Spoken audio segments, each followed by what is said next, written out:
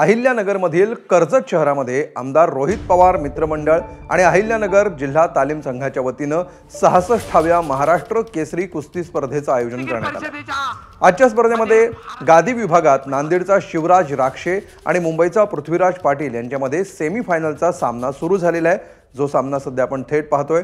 महाराष्ट्र राज्य कुस्तीगीर संघाच्या नुकत्याच झालेल्या महाराष्ट्र केसरी कुस्ती स्पर्धेमध्ये शिवराज राक्षे आणि पृथ्वीराज मोहोळ यांच्यातील अंतिम लढतीच्या निकालावरून चांगलाच गोंधळ झाला होता। शिवराज राक्षेनं पंचांना मारलेल्या लाथेवरून मोठा वाद निर्माण झाला होता।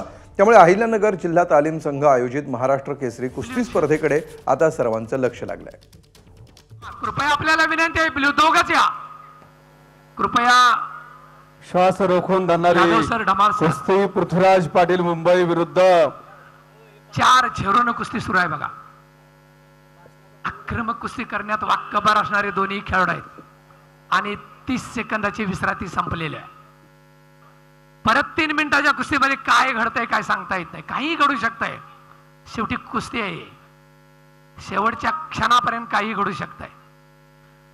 अहिल्यानगर आणि कर्जतच्या हजारो कुस्ती शौकीनांच्या साक्षीने या ठिकाणी अंतिम फेरीमध्ये मानाच्या 66व्या महाराष्ट्र केसरी गदेसाठी कोण लढणार आहे याचा फैसला 3 मिनिटांमध्ये होणार आहे बघा।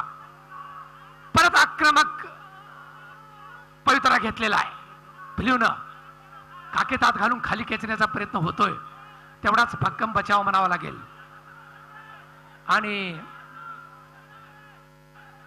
तेवढाच भक्कम बचाव, ताकदीचा अंदाज घेण्याचं काम आणि एका गुणाची कमाई केलेली आहे ती फ्ल्यूनं केलेली आहे।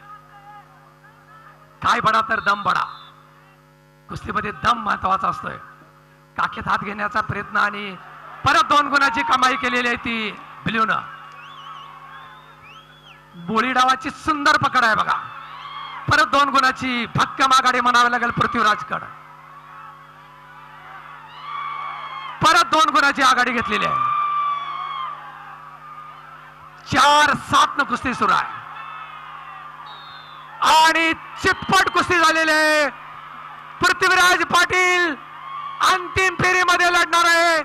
मोळी डावावरती पत्रकार बंधू नोंद घ्या, पृथ्वीराज पाटील आणि वेताळ शेळके काही वेळामध्येच या ठिकाणी महाराष्ट्र केसरीचा फैसला होणार आहे।